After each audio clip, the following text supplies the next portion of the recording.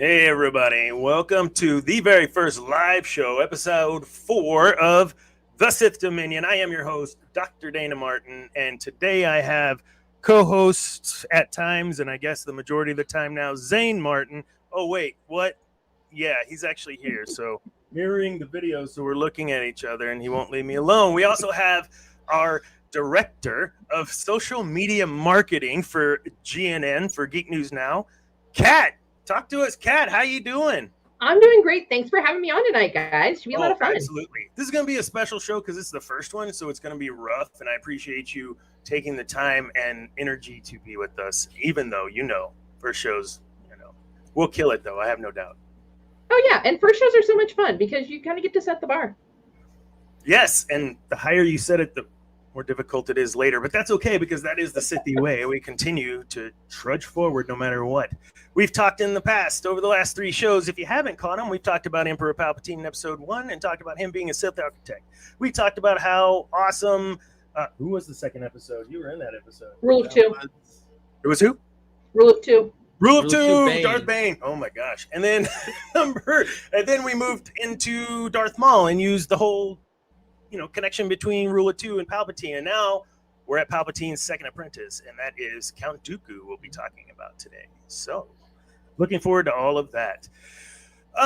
So let's go into Hollow Knight highlights straight away. Some Star Wars news. Have you seen, either of you, the new behind-the-scenes footage for Star Wars? What is it called? Outlaws? Outlaws.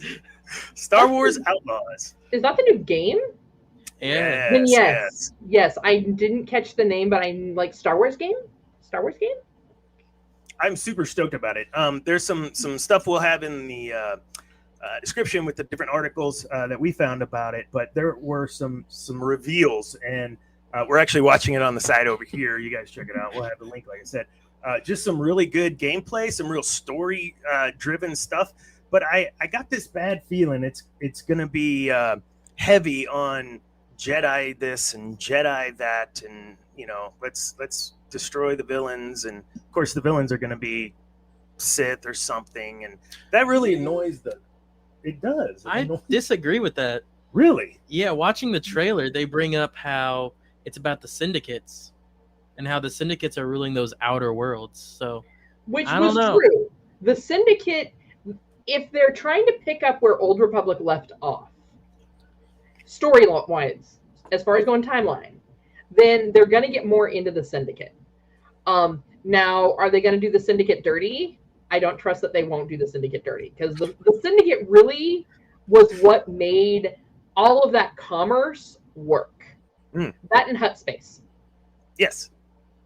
Dude, Black Market was and what I don't know if you ever played Star Wars Galaxies way back in the day, but the way that worked, I mean, there was like trading, black market, there was economy in game, and if they're moving into something kind of like that where the server kind of dictates how the economy goes, I'm actually okay with that. If they're going to impede and impose and it's not as open world as far as the economy goes, pay to win, what have you, I'm not going to be happy with that. I would agree. But yeah, I think that was something that they kind of had a bit of an issue with when it came to Old Republic. Was because once you got to in-game, you really didn't have the option to pick your... They promoted it as pick your spec that works for you as the player. But really, once you got to in-game, that wasn't the case.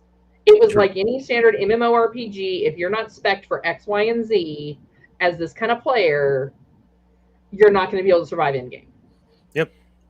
No, totally. And I think for me, it was the grinding. If I wanted to do battle, I'm grinding to get gear or grinding to get creds for gear. Or if I'm doing PvE, well, I'm in this raid, I'm going to have to freaking get this other gear. And it was like I got tired of playing it. He didn't. I think you did every single path, every single way. That's what was fun. Doing the story and stuff was a lot of fun. But when it came to endgame, I mean, once you get through all the DLC, I mean, all you're doing is just grinding to do PvP, build up your guilds, just all of that. And in-game was where they lost me. Like, as someone who's played MMORPGs for decades, In-game lost me. I was like, no, I'm just going to go run around and like create mayhem. Bye.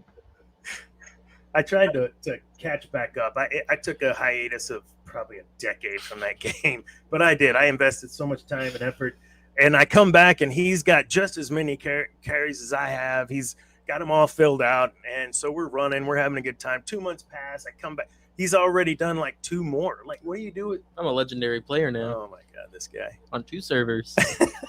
I'm proud of you. I had 2 characters. They were smugglers called Pinot and Grigio. Sorry, that was very loud, but yeah, I did drink wine tonight before the show. Yeah. So this is coffee. So let's move on a little bit here and try to make some sort of segue into our deep side segment. And one of we're going to need to spend a lot of time here, I think, today with Dooku. Pardon me. I'll start off just simply by saying that as rich as the onion is of Darth Maul, if you watched episode 3, if not, go check it out. Matt Thompson was our guest. Gamer for tabletop games and stuff like this. He's really cool dude. And the way that onion kind of unfolds, there was a lot of preparation that I believe Palpatine did in how he worked on Maul versus how he worked on Dooku versus how he enabled Dooku to work on Grievous. And I think all of that is interconnected, as his ultimate goal, as he foresaw, was Anakin. And I'd love to get y'all's thoughts as we're starting to move into this, that Palpatine had to have in order to capture and Zane, you want to start? I might get long-winded, and you might have to kick me off my soapbox. I'll start then before we get really crazy into it. I think what's really crazy about Dooku was he was one of the only Jedi that were really big into politics. He really he understood it, and he almost had that obligation once his brother died. He had the into that political system, which his whole family was in. And I think that really pushed him to be there. And with that being said, having someone who is this Force user, once was a Jedi, who's already, has this lineage of politicalness. Sure. I think that really made it important for Sidious Palpatine to have him. And I think that made him really instrumental in crafting the Separatists. So I just real sidebar that real quick. Are there any other Jedi that were involved in politics to that level? No, and I think it's because of the fact that most Jedi... So, if you really think about it, the Jedi Order and the Sith Republic, they're really giant corporations. So, Dooku came in as a Jedi, joined the corporation, and was like, hey, this is working for me, until it wasn't. So he's the guy trying to climb the ladder, trying to move up in the ranks, so to speak. And he had to do what so many people don't do in the real world, is to go over to go up. So he realized that, like, wherever he was at, he was never going to be a Jedi Master. Yeah. So that's when he did the smart thing and used his ambition, which I'm sure the Jedi kind of poo-pooed because that's what they do. And he took that ambition and took that over to the Sith side. And he wasn't a bad person. He was an opportunist. He saw an opportunity, he saw the door open, and he crashed through that bad boy like Kool-Aid Man. Yes, he did. And for the Sith, that works perfectly because it proved that he was working on building his way up and through. Mm-hmm. Now, with him, I think he probably used Palpatine just as much as Palpatine used him. It was a symbiotic relationship there. Sure. One of the things we were rewatching Tales of Jedi, those episodes with Dooku, and there was a moment where I kind of looked over at Zane going, Oh yeah, the whole let's point out and show all the faults in the Republic and in the Senate, and show how we can remodel that and remold that into what we need it to be for peace and sustainability. And you could see how Palpatine was grooming Dooku in that manner, and then fast forward in the same freaking way that he got Dooku, he was able to get Anakin. And I think that's a part of that three pillar of whether it's Maul, whether it's Grievous, and whether it's Dooku. But you're totally right.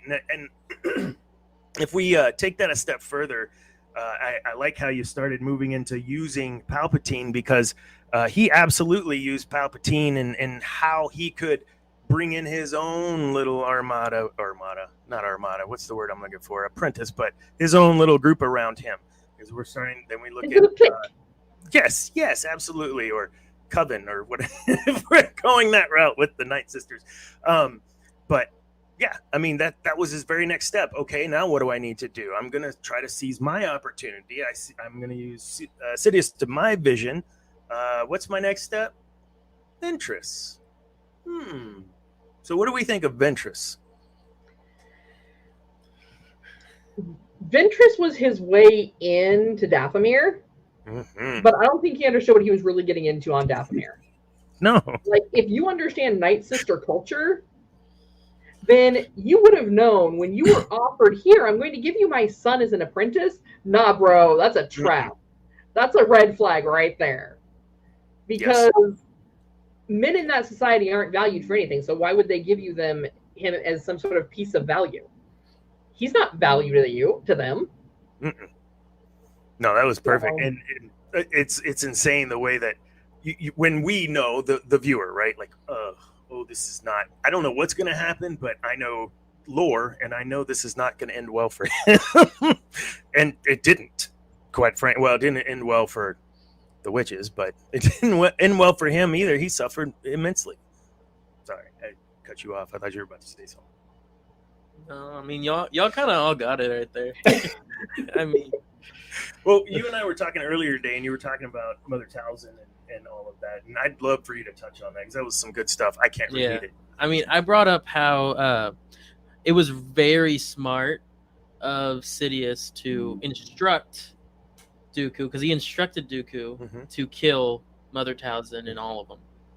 And I thought that was a very smart move on their path, just because the Night Sisters don't like Force users. They don't like them. And just that one thing is a catalyst for so many things that could have happened for the eventual demise of the Empire. Whether or not Palpatine wanted to control Dathomir, and whether or not the Empire would have even touched Dathomir like it could have, or like it did. I mean, I was just saying that was very brilliant of him. I would agree. In the way he did. Absolutely. And when you see how all of that ended up playing out, I don't know that it could have ended any other way for either of them. I don't know. And that's a whole nother thing. And actually, I'll kind of give you a little secret. We're going to talk a lot more next episode about Ventress. She's going to be our topic, and more specifically just the Night Sisters in general, and that dark side alchemy and dark side witchery and all the fun stuff. It's underrated. And you know, go back to the Maul onion that was in the episode. I just love that Matt used that, because it's huge, the amount of not just what is revealed in the animated series, but also, if you've read any of the Legends books, Darth Maul was explained to him, because he didn't read it. I mean, that was a planet that Han won gambling and gave to Princess Leia before he knew what the heck was on it, you know? So there's a lot of history there. I think we could open up. And why is the dark side concentrated on Dathomir? That's something I probably should know, but I don't. If it's out there, I don't have that answer. Does anyone on this show have this answer? Not currently. No. So that, I think, probably gets back to before the First War. Mm. Before the destruction of Revan. Way before. Man, that would have been That's that's way back there. So what? Old Dooku had some parts of his leadership and parts of his style of influence, as I like to use on this show. And we like to compare to real life scenarios on this show, and we like to compare to real life people if we can. And I want to start off by talking about Napoleon. So Napoleon, we all know Napoleon was a French and military and political leader. He was famous for Louisiana Purchase and all of that during that time. I don't want to go into a history lesson, but understand that there was a lot of diversity, if you will, within the groups that Napoleon had to pull together to work towards that goal. What I thought Dooku, even though I believe it was in a book. The book, what was the book that you just read? Dooku Jedi Lost. Jedi Lost, where he did you read that, Kat? I have not read that one yet. So I actually had to kind of brief myself. I was like, hold on, Dooku. I know who that is. Hold on. Okay, that one. Okay. Like, yeah. Sure. And so there was a lot of maybe misleading by Dooku on the outside about how he really felt on the inside. So he may not have really liked working with the different separatist alien groups. But on the outside, that's who the separatists were essentially made up of. And when you look at how all of that's going to play out, I find it interesting that he would put aside his feelings of lack of diversity and hide that as a means to an end. Why is that important, or is that something we can use today? Absolutely, but just don't enter it with the intention of Geonosis being blown to bits or whatever. Like enter into it with that diversity of, hey, oh yeah, you're from, wherever, let's pull you in. Oh, you actually have this experience with this product, let's pull you in. So when you're working towards that same vision, unified in diversity and in that vision, that's exactly what Dooku did, and that's why he was successful as the separatist leader. And I want to send this over to you, Kat, because you were talking a little bit about that point of using some of this dark side lore in a good way to further your vision, sustainability, et cetera, within your business. Well, and with that, here's really where it gets down to. And this is what people don't realize. When you really stop and look at people who have ambition, and I know we haven't talked to him as much. I know it was kind of touched on that later. We're going to talk a little more about, like, Steve Jobs. These are people who maybe didn't have all the tools they needed to succeed, but they knew people who did. And if you look at that, that's exactly what Count Dooku did. He went out and said, okay, I'm probably not the best man for the job. I'm middle management at best. But if I get all these great people around me that can help me accomplish all of these really complex tasks that Palpatine keeps throwing at me, I'm going to be successful. They're going to be successful, which will then make them, and this is where he kind of went wrong, they're then going to owe me. Not so much. But he had the right thought process of bring in as many people from around the universe as you can. I mean, he traded in Hutt space. He traded with the Night Sisters, which, I mean, there are very few people outside the Night Sisters that the Night Sisters deal with. He just basically collected this little team of people that ultimately he ended up betraying because, hubris got the best of him. But they helped him accomplish everything that he needed to accomplish for Palpatine in order to climb where he needed to within the Sith and within politics. I mean, I'm sorry, you look at Dooku, he's like every single politician we have in Washington right now. 100%. 100%. So I know there's some people that are hoping that they do and because I'm checking out the chats here. is they're looking for us to have a series on Ventress. Like, what do you think the odds of that are? Am I not? Are you running that? I don't know how to do the chat thing here. No, I just pulled it up on my phone. Oh, I see it. Sorry, first day. I know I'm not supposed to tell y'all that. It's my first day. Yeah. It's a first day, guys. You know. Oh, yes.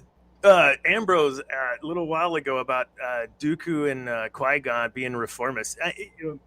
Again, watching the Tales of the Jedi, that episode with them two, that second episode with them two, is just amazing. Seeing that play out, just exactly what we're talking about. You know, you said that Dooku's every person in Washington, but he disdained everything about that, and yet became that very thing. And you said Steve Jobs, and yes, the visionary and bringing all that in, and then he ended up selling out at one point. So I think, you know, with Dooku, it's kind of the same thing. He learned a lot, though. You were talking about the putting the pieces together. He got that from, yes, his own experience, but Palpy too. I mean, he was the grand architect, you know. So if you can learn any lesson from the two of them, it's definitely putting your stuff together with the proper people, the proper planning, and the proper tactics. How do you get there? You got to surround yourself with the people first. And that influence is incredible. I like to use influence, not manipulation. And even Dooku was very persuasive and influential. Even in the end with on Geonosis with Obi-Wan, when he says, I really could use your help. I don't think that single solitary moment, y'all call me out, tell me I'm a liar, whatever. I don't think in that moment it was anything other than, I really think this is the guy that's going to help me get to where I want to go, and I want to bring him with me. It wasn't like, okay, I'm just going to use him and kill him. I think in that moment he was very sincere, and he very much so was conflicted and needed Obi-Wan to be a part of whatever ended up happening. And I'd love to hear what y'all think about that piece. Yeah. Okay. So I really do think the biggest part of that whole interaction was that all he had heard and seen was from Qui-Gon beforehand, and he knew that his old Padawan had very high respect for Obi-Wan. And I think that really helped him in that decision to kind of choose who he wanted.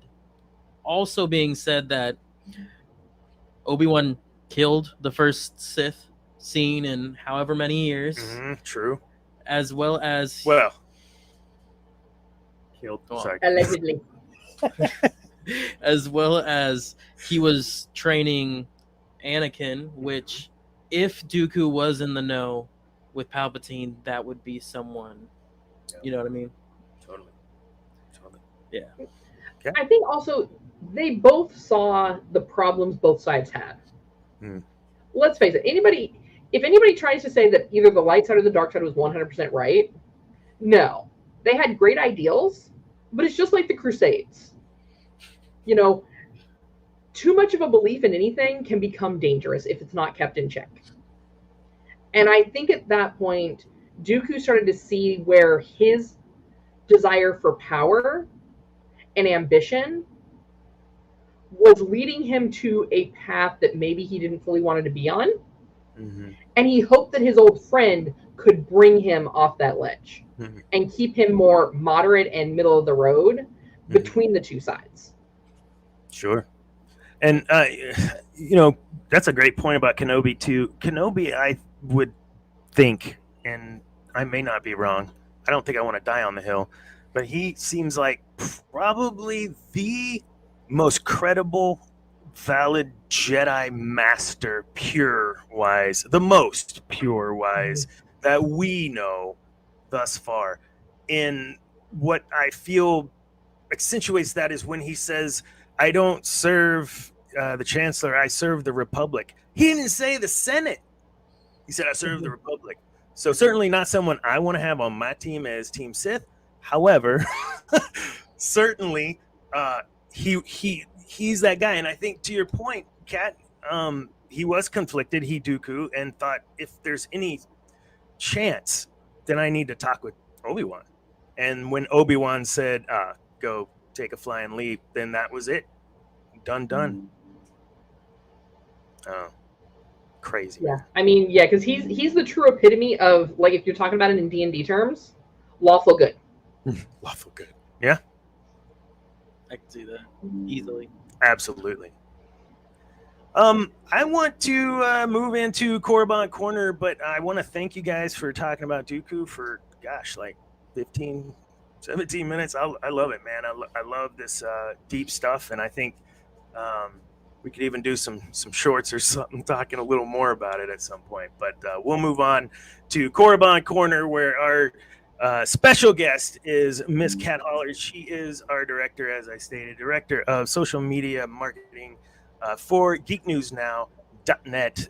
Kat, welcome to the show, and now this is your time. Thank you for having me. Absolutely. Tell us, first of all, what does that title mean? So we basically, Geek News Now has got so much great content. We have writers who are constantly writing articles. We have a great audio video team that's constantly creating videos like this show here. We have MCU Mondays for all the Marvel fans. We now have the Sith Dominion, which I'm super excited about. For all those Star Wars fans out there that, you know, are like, you Sith people are crazy, Thursday nights we have Cantina Happy Hour. It's a live show. Every week these shows come on. Then Saturday we have the Geek Gauntlet. Geek Gauntlet covers everything, and I am one of the co-hosts on that show as well. That we cover kind of a big, broad spectrum of geeky stuff. You want to talk DC, you want to talk Doctor Who, you want to talk, what else we got going on? We got a little bit of Marvel, a little bit of Star Wars, Star Trek 2. Yeah. Like, we kind of cover the whole gamut of geekiness on Saturdays. And so if you click on the little subscribe button and then a notify button that's there on the YouTube for you, that's right. It's going to tell you when we have folks going live. And we love it when you guys hop into those conversations and chat with us. So in addition to that, though, you can follow us on Facebook, Instagram, Threads, Twitter, TikTok. We're always going to be putting out content to let you know when we have new content up. So we also have 2 podcasts. We have Captain's, I always get this one wrong, Captain's Logs and Lightsabers. Sorry, I always get the L's all blah, blah. And that's a podcast that comes up a couple times a month. We have Cam in Focus. We're starting to get a little more content coming back in from there. They had to take a little bit of a break. But yeah, and we're always going to let you guys know when we've got content coming up. So always keep an eye on those platforms. And chat with us. We love it when you guys chat with us in the comments. So, you know, no, we don't want to tell Ambrose to shut up. Not yet. No, talking about the dark side with us so he can keep chatting. It's fine. But yeah, so that's really what we're about. We're about getting that content out there to the fans, because for me, someone who grew up in a small town where, you know, the geekiness was few and far between and you really had to look in the little pockets of Tatooine to find it, you know, my goal is to get that out there to the masses. You know, maybe someone doesn't have a lot of people around them that they can talk about Star Wars with, or DC Comics with, or Marvel shows with. Guess what? That's what we're here for. And, you know, we're originally based out of Texas, but we do have writers and content creators that are nationwide. So there's always something to kind of chat about there. Yeah. So tell us about your passions with the nerdydom. Oh, my fandom is I collect fandoms. But I'm also an avid tabletop gamer. So whether it is Dungeons and Dragons, whether it is Cyberpunk, whether it is Vampire the Masquerade, I have a Fallout book, I have a Doctor Who RPG I haven't started running yet, that actually kind of was what led me to starting my own business, in addition to what we do at Geek News Now that deals with tabletop gaming accessories. Nice. You know, this fun little piece here. Yes, love it. Yes, it's a lovely little dice tower, so that way you get those even rolls. Or if you have someone at your table that has metal dice and they keep rolling 20, be like, I'm sorry, I'm just going to need you to drop that through the tower, because that's one too many 20s in a row. So yeah, that's about me. What else y'all want to know? Oh my goodness, I don't know. So you have been a part of GNN for how long? Since the beginning, since 2020. Actually, I came out a little bit after, right at the beginning of 2020. I was aware of it in 2019. I had another project I needed to finish up on before I was able to come on, and I came on as a writer. I then, as things started to open up a little bit more, we finally kind of came out of all of our, self-imposed quarantines. Mm-hmm. And more conventions and events started happening. I started working with David Gramillion, who is our Grand Poobah director, to work on getting more people out to events in their local areas. Because like we said, we do really want people to understand we are fueled by the fans, and we want to be out where the fans are, because we're fans ourselves. Yep. So with us being fueled by the fans, that way it gets them, basically, like I said, come chat with us. We'd love to hear from you. We want to know what your favorite geeky hobbies are. So I know you've been working with me a bit on the side here, as we have the College Station Comic-Con coming up in September, which I still need to circle up with you about a couple things. But what else is out there happening around that we are aware of? Because I know we are aware of a couple. There is Cowtown, which one of our folks is working on going to that. We have San Japan here in San Antonio. It's a giant anime convention. We also have next month, the end of the month, there is a brand new event here in San Antonio called SA RetroCon, and they're going to be featuring the big theme this year is Killer Clowns from Outer Space. So I will. Nope. We should go. Nope. Sorry. See, and I'm all about that life. I'm a little sad that Titus isn't going to be there. But, I am all about that killer clown life. I just didn't expect on the very first live episode that my disdain for clowns would come out. That was supposed to be much later because, the floodgates will open now, I know. So I guess it's probably a good thing that I haven't gotten the popcorn gun yet. No clowns. No. Oh, we're just clowning. No, we're not clowning. We're clowning around. Kat, one more question. What is your absolute favorite Sith Lord and why? Oh, see. Legends or canon? Oh, it's going to be Legends. Honestly, I have to go, and it's going to sound a little cheesy. I have to go with Darth Bane. Because he was the guy who was let's start with the fact that he was an underdog. Mm-hmm. He came from nothing. He grew up in a mining planet, shanked his way off of that, and escaped to then wind up just being recruited by the Sith to just be like a grunt. And he ended up becoming a general of their armies before he was like, peace out. I'm going to do my own thing because I found this really cool holocron from this guy named Revan who seems to really know what's up. So really for me, Darth Bane is kind of the Cobra Commander of the Star Wars world. Oh, yeah. Because, growing up, we all thought that we were going to be like Luke Skywalker. But then as we became adults, we're like, oh no, Bane's on point. We know what he's about. We get this. Yep. Same thing with G.I. Joe and Cobra Commander. As kids, we're like, yeah, go Joe. But then, as we get to be adults, we're like, wait a minute, free healthcare? Employment for the masses? Wait a minute, hold up, Cobra, come back here. Cobra. Oh my gosh, I love that. That's a great comparison, and it really just brought back all kinds of feelings. But yeah, there was a moment in my life where I was like, Cobra Commander? Go Joe? I don't know. And I feel the same way about the Sith. Snake Eyes, whatever. What ends up happening, I think, is we start to associate, I get where Anakin's coming from. And can't we just not tie up bureaucracy and all this taxpayer money? Just make a decision and go. I get it. We're all there. I was raised to think that I wanted to be a Disney princess. Oh, the older I get, I realize, no, I'm a Disney villain. And I'm okay with that. Sure, but wouldn't Ventress be a Disney? Well, but here's the thing. They haven't even acknowledged her fully yet, have they? Well, Clone Wars is canon.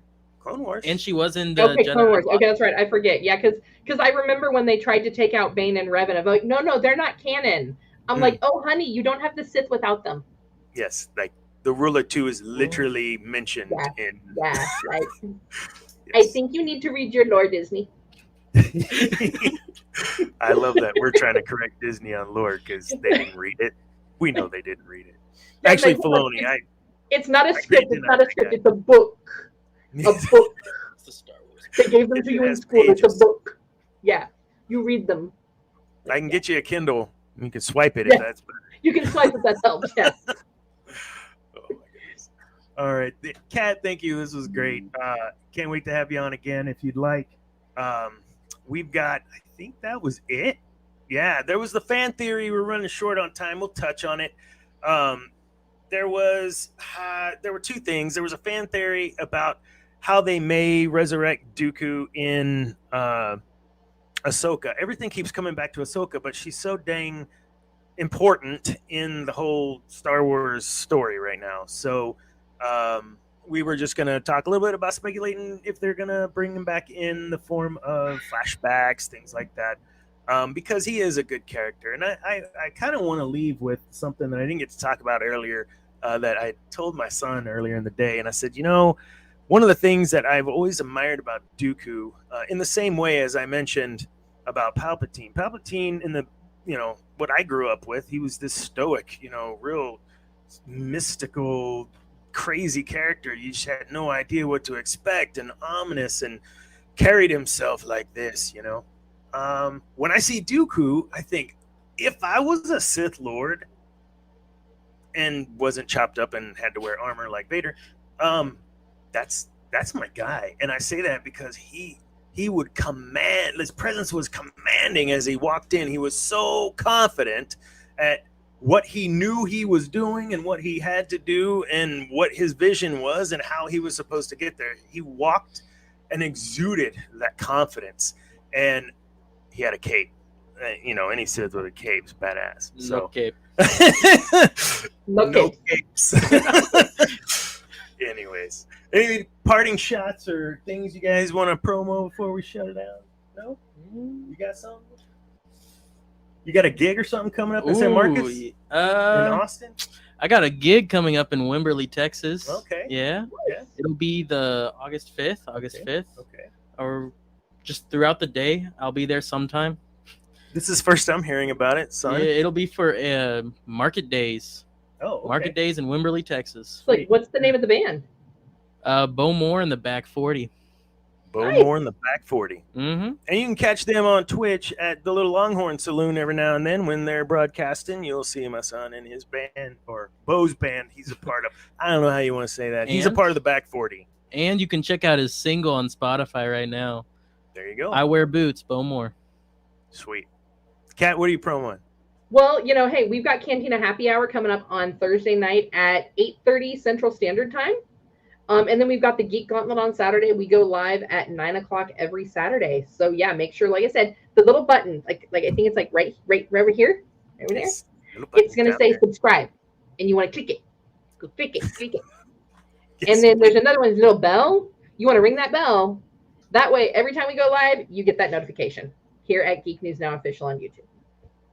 Geek News Now Official on YouTube. Geek News Now Official on YouTube.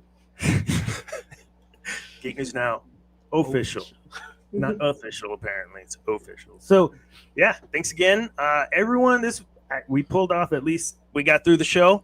Thank all the viewers for tuning in and watching live. And those of you that are watching later, we appreciate you too. So we will see you all next week, and we'll be talking about Ventress and diving into some good old-fashioned witchery. Y'all have a good one. And, one more thing. So if you watch episode 1, I end that show terribly, and I left it in because I thought it was funny, making fun of myself. I need to figure out a way to end the show, a nice catchphrase. So anyone wants to throw something in the comments, that'd be great. Now, we will see you all next week. Check us out at geeknewsnow.net, Geek News Now Official, thesithdominion.com. Thank you all. Bye.